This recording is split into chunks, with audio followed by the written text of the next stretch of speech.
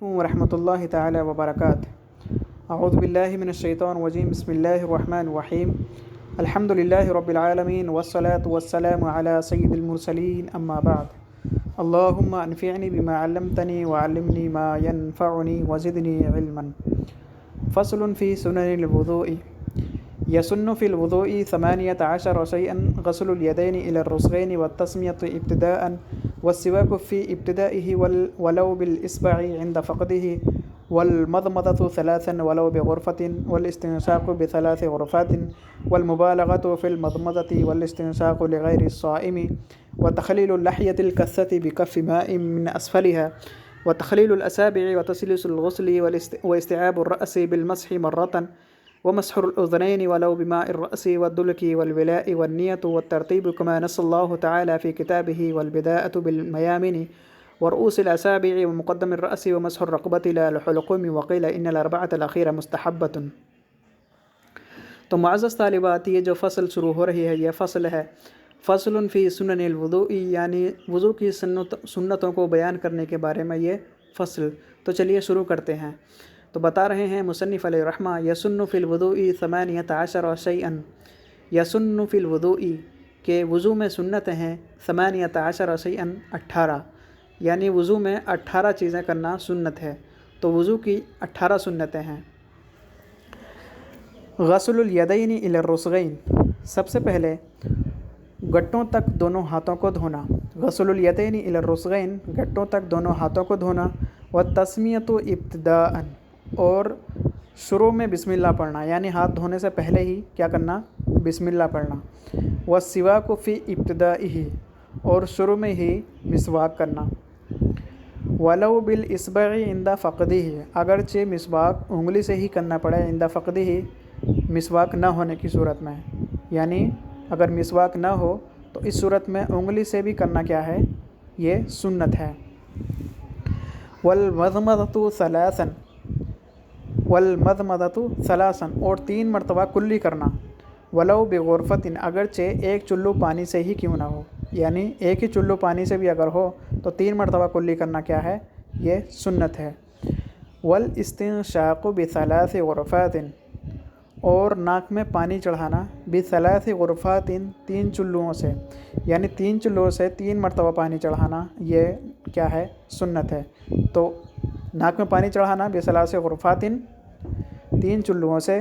والمبالغۃ فی المضمضۃ والاستنشاق، اور مبالغہ کرنا کلی کرنے میں اور ناک میں پانی چڑھانے میں، لغیر الصائم، لغیر الصائم یعنی غیر روزہ دار کے لیے، یعنی اگر کوئی شخص اس طریقے کا ہے جو وضو کر رہا ہے اور وہ روزہ دار نہیں ہے، یعنی روزہ نہیں ہے، روزے کی حالت میں نہیں ہے، تو اس صورت میں کلی کرتے وقت اور ناک میں پانی چڑھاتے وقت مبالغہ کرنا کیا ہے؟ سنت ہے۔ مبالغہ کرنا یعنی اچھی طرح سے اندر تک پانی پہنچانا، یا کلی کر رہا ہے تو حلق تک پانی پہنچانا، یعنی اس میں مبالغہ کرنا، یہ کیا ہے؟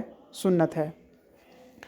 وتخلیل اللحیۃ الکثۃ، اور بتا رہے ہیں سنت یہ بھی ہے، بتا رہے ہیں وتخلیل اللحیۃ الکثۃ بکف ماء، یعنی گھنی جو داڑھی ہوتی ہے اس داڑھی میں خلال کرنا، بکف ماء ہتھیلی سے، ہتھیلی کے پانی سے، من اسفلھا اس کے نیچے، یعنی اگر گھنی داڑھی ہے تو اس کے نیچے گھنی داڑھی کا خلال کرنا یہ بھی سنت ہے۔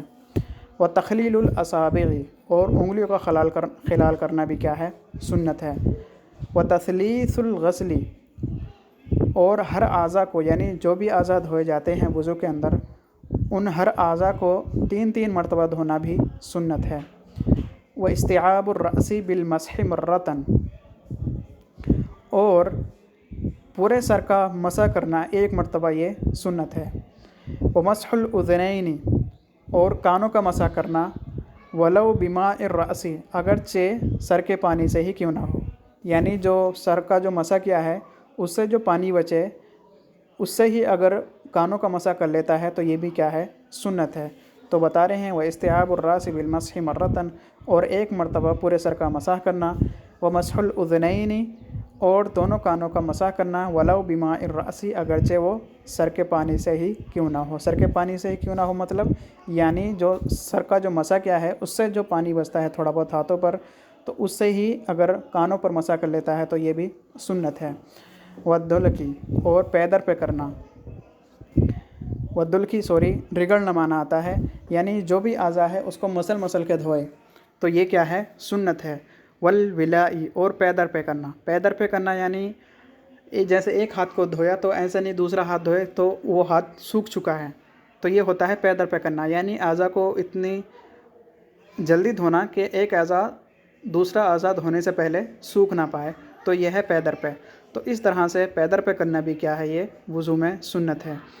والنیت اور نیت کر لینا، یعنی وضو کرنے سے پہلے وضو کی نیت کر لینا بھی کیا ہے؟ سنت ہے۔ اگر کوئی شخص بغیر نیت کے وضو کر رہا ہے تو اس طرح سے وضو تو ہو جائے گا، لیکن اگر اس طرح کی عادت بن جاتی ہے تو یہ اس میں گناہ بھی ملتا ہے۔ والترتیب اور ترتیب کرنا، یعنی جس ترتیب سے اللہ تبارک و تعالیٰ نے قرآن کے اندر بتایا ہے کہ پہلے ہاتھ دھونا ہے، پھر اس کے بعد چہرہ دھونا ہے، سب سے لاسٹ میں پیر دھونے ہیں، تو جو ترتیب اللہ تبارک و تعالیٰ نے قرآن کریم کے اندر اتاری ہے وضو کی، اس ترتیب سے وضو کرنا بھی کیا ہے؟ سنت ہے۔ والبداءۃ بالمیامن، والبداءۃ بالمیامن اور شروع کرنا، یعنی وضو کو شروع کرنا، یعنی جو بھی اعضاء دھو رہا ہے اس اعضاء کو دھونا شروع کرنا بالمیامن، اس کے داہنی سائڈ سے۔ فار ایگزامپل اگر ہاتھ دھو رہا ہے تو داہنا ہاتھ پہلے دھوئے، یا پیر دھو رہا ہے تو سب سے پہلے داہنا پیر دھوئے، تو دائیں سے شروع کرنا یہ کیا ہے؟ سنت ہے۔ ورؤوس الاصابع اور انگلیوں کے پور سے شروع کرے، یعنی جیسے ہاتھ دھو رہا ہے تو سب سے پہلے کیا دھوئے؟ انگلیوں کے پور دھوئے، یا پیر دھو رہا ہے تو انگلیوں کے جو پیر ہوتے ہیں، انگلیوں کے جو پور ہوتے ہیں ان کو دھوئے۔ وہ مقدم الرأس اور سر کے شروع سے دھونا شروع کرے۔ وہ مسح الرقبۃ لا الحلقوم اور گردن کا مسح کرنا، لا الحلقوم نہ کہ گلے کا، تو گردن کا مسح کرنا سنت ہے اور گلے کا مسح کرنا کیا ہے؟ مکروہ ہے۔ تو گردن کا مسح کرنا چاہیے نہ کہ گلے کا، تو گردن کا مسح کرنا سنت ہے۔